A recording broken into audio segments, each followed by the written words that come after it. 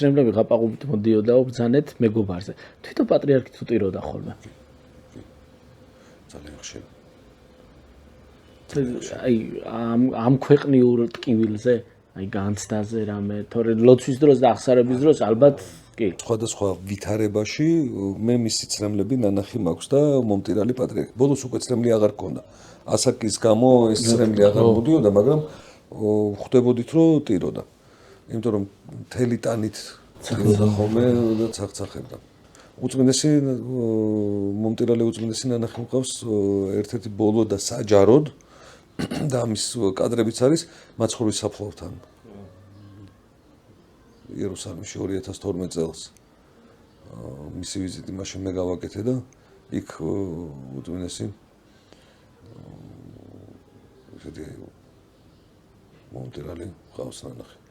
ლოცვის დროს ირაკლი ალასანია თავდაცვის მინისტრი იყო და ვიცე-პრემიერი პირველი და მოვიდა ერთხელ ღამე შეხვედრა ითხოვა მე უწმინდესთან ვიყავი და უთხრა რომ ჩვენი ორი ჯარისკაციო ერაყში გაიტაცესო და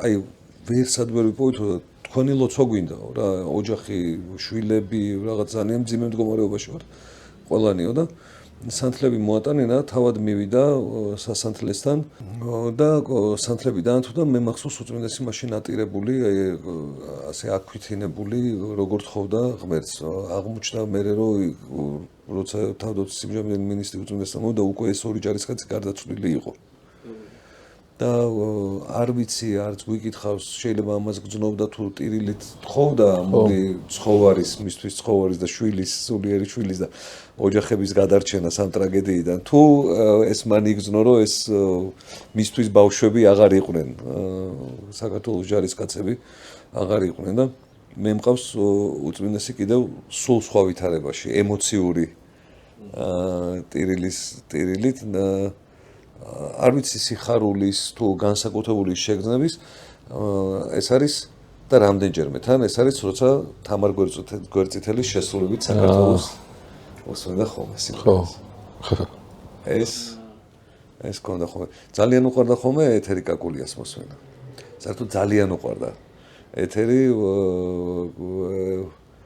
ეთერი ძალიან თავმდაბალი ადამიანი იყო საოცარი და ეს ბოლო სიმღერა ეთერის შესრულებით რამდენჯერმე მოვასმენდი მე მას ძალიან უყვარდა ხოლმე თამარი აი რაღაც საოცარი იყო ძალიან ხშირად გვასმენინებდა ხოლმე თავადაც უსმენდა ეს აქვითინებული მინახავს უწმინდეს